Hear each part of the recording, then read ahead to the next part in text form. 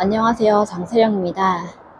제가 40대가 이제 막 된 건 아니고 된 지는 좀 됐는데, 제가 40대가 처음 됐을 때 앞으로 어떻게 살아야 되지라는 생각을 정말 많이 한 것 같아요. 주변에 물어보면 그냥 살던 대로 살면 되지라고 하시는데, 저는 되게 암담했거든요. 왜냐면 30대까지는 2030으로 묶이지만 40대부터는 4050으로 묶이잖아요. 어렸을 때는 중년이 된 자신의 모습을 잘 상상해보질 않잖아요. 먼 미래니까. 그래서 중년의 제 모습이 잘 그려지지가 않는 거예요. 솔직히 관심 없었거든요. 근데 약간 40살 정도 되니까 지나온 삶이 돌아봐지는 것 같더라고요. 그래서 요즘에 유튜브에 제 옛날 얘기도 올리고 그랬었는데, 어떤 책에서 보니까 40쯤이 중간 항로라고 하더라고요. 내가 지금까지 제대로 왔는지 돌아보고 정비하고 또다시 내가 가야 할 방향으로 가는? 근데 저는 지금 중간 항로에서 뱅글뱅글 돌고 있는 것 같은데, 왜냐하면 가치관이라는 게 살면서 바뀌더라고요. 저도 어렸을 때는 꿈이 있었거든요. 예술가가 되고 싶었는데, 왜냐면 사회생활을 하기에는 내 성격에 결함이 많으니 이 결함을 예술로 승화시키면 예술가라는 아우라에 가려 내 모든 단점들이 상쇄되지 않을까라는 마음을 품고 있었던 거죠. 그때는 그 생각이 꽤 절실했어서 28살 때까지 문학상에 도전했었고요. 예술가 아닌 직업은 다 의미 없다고 생각했고 관심 없었어요. 그러다 제가 30쯤에 창업을 하게 돼요. 그때 가치관이 한번 바뀌게 되는데, 그 당시 일기에 뭐라고 썼냐면, 예술가는 훌륭한 직업이다. 그러나 그에 못지않게 사업가도 훌륭한 직업이다. 많이 양보한 거죠. 근데 지금 생각해보면 안 훌륭한 직업이 어디 있겠어요. 근데 그때는 내 생각과 다르면 비하하고 그런 게 약간 남아 있었던 것 같아요. 그래서 30대의 저는 돈미세로 살았어요. 도서관에 있는 자기 계발서는 다 읽었을 거예요. 자기 계발서를 너무 좋아했어요. 자기 계발서에 회의적인 분들도 있는데, 저는 왜 좋아했냐면 책에 나온 대로 행동을 하는 것과 안 하는 것의 차이가 정말 큰데, 저는 무작정 따라 했었고 성과를 냈었거든요. 거의 미쳐 있었던 것 같아요. 저의 모든 영혼과 젊음을 불태워서 돈이랑 바꿨던 것 같아요. 그러다 제가 40살쯤에 또 한 번 가치관의 전도가 생겨요. 어느 날 아이 학교에서 전화가 왔어요. 학교 생활에 문제가 있다고.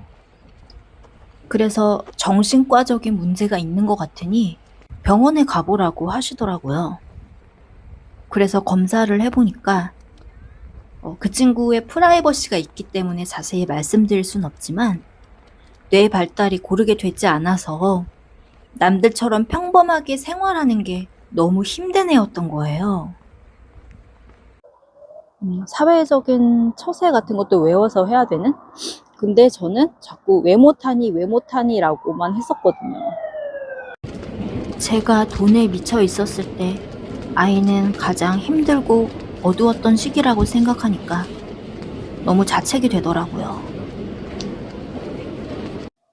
자녀가 있으면 아무래도 기대를 하게 되잖아요. 인생의 성적표 같기도 하고.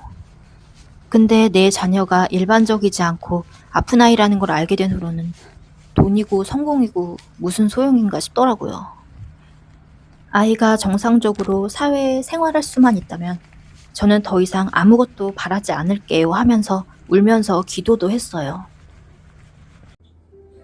그래서 모든 기대를 내려놓고 아이가 성인이 되기 전까지 아이랑 시간을 많이 보냈던 것 같아요.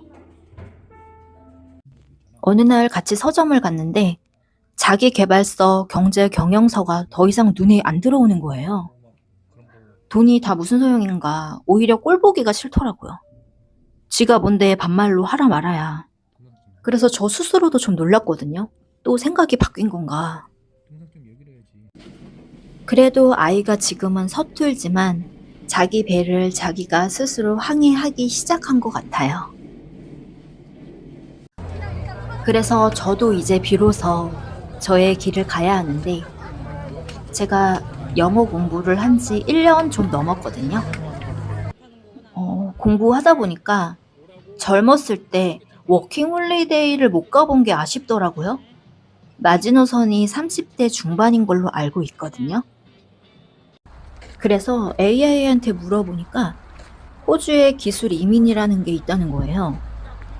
근데 나 40대인데 되냐고 하니까 45세까지 영주권을 신청할 수 있으니 서두르라는 거예요. 그래서 현지 법무사님하고 상담을 했는데 기술 이민을 피부 관리사로 가는 게 희박하다고 하시더라고요. 거기서 부족하거나 우대하는 직업군이 있는데, 예를 들어 간호사 같은 분들은 이미 가신 분들도 많고 어떻게 하면 되는지 정보가 많더라고요.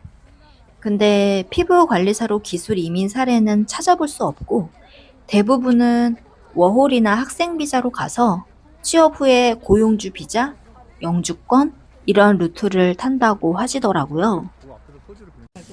제가 갈 수 있는 방법은 학생 비자밖에 없을 것 같은데, 제가 여기서 대학도 나오고 경력도 많은데 낮춰서 다시 대학을 갈 수도 없고, 제가 만약에 젊고 잃을 게 없다면 도전해보겠는데, 이 나이 먹고 보니 잃을 게 조금은 있는 것 같더라고요.